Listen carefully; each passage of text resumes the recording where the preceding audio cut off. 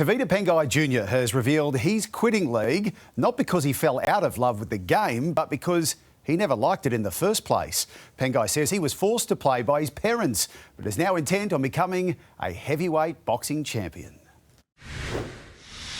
It was a decision that shocked all but those who were closest to him. Today, Tevita's tell-all. I knew I'd dropped below my standard and as an NRL player, and I couldn't live with myself if I was to go out again next season. Did you lose your passion for rugby league? Yeah, I think I have. I helped Penrith with their run to a grand final. I played Origin, and now I want to try my hand in boxing, and if my heart's not in it, then the level of NRL, at the top level, it's too hard to be 50-50. And then there was this stunning admission about a career that reached the heights. I feel like rugby league was forced on me as a kid, so... What do you mean? I didn't really want to play league or footy as a kid. My parents sort of forced me into it because, I'm Polynesian, and, that's what we do. We're big, we're solid, and we run into people. But, I've always been a fan of chalk. I always watched these fights as a kid, and, I want to try my hand in individual sport, and I feel like that's what I want to do. So, yeah, parents trying to force their kids to play something, maybe let them pursue what they want to pursue. In some ways, you feel like this is your destiny? Yeah, I feel like this is my destiny. I wish I made the call earlier. Tevita's angry at suggestions he negotiated a payout to leave. People don't really believe you walked away from $750,000. Yeah, well, that just goes to show no one really knows who I am. I've left a lot of money on the table when I've stayed loyal to the Broncos, and even when I went there, I took a pay cut. I thought I'd done the right thing by my coach, and hopefully him and Gus use the money wisely. Wayne Bennett's already said that he'd like you to come and play for him.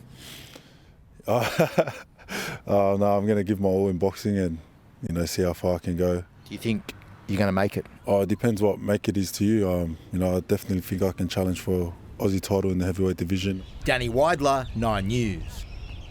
Latrell Mitchell may have played his last game of the year. The superstar is facing suspension for a stray elbow that's set to cost him and his club, the South Sydney, fight to save their season. His coach described it as silly. Elbow to the back of the neck, if you will, from Mitchell. Today, the NRL charged Latrell Mitchell. He can accept a one-match ban or risk 2 weeks on the sidelines if he fronts the judiciary and loses. It's a sour end to the day for Latrell Mitchell. With a bye this week, the Rabbitohs only have one regular season game remaining here at Allianz Stadium against the Roosters in round 27. It's shaping as a potential playoff for a final spot that Latrell is in danger of missing. The NRL has also revealed this is the moment match officials missed a tackle before the Knights scored a try at the end of an 8-tackle set. What if that was to determine whether a team won a grand final and made it to a grand final? Is that concerning? It does concern me. Of course, it concerns me every week before I watch games. Of course, I get concerned about that in big games. And, we've seen it in the past where it's happened in big games. The percentage of something going wrong is very low. But I can't stand here and tell you that it won't happen. This tackle on Ruben Garrick prompted Peter V'landys to announce the game would consider a rule change in the off-season to protect players tackled in the air, even if the ball has bounced. You don't believe he was put in a dangerous position? Well, he came down on his back.